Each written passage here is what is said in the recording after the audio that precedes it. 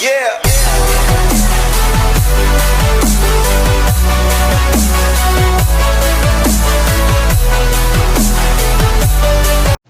Hola futboleros, hola futboleras, vídeo nuevo para comentar el Club Deportivo Ebro, Sociedad Deportiva Tarazona, derbi aragonés en Segunda División B y que se iba a disputar en la mañana del sábado.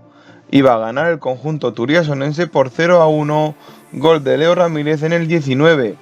Esto hace que el Tarazona vaya séptimo clasificado con 21 puntos, los mismos que los Osasuna B, y a falta de 2 jornadas para acabar la primera fase de la competición, está con opciones de meterse en esos playoffs de ascenso a la primera Real Federación Española de Fútbol o la segunda B Pro.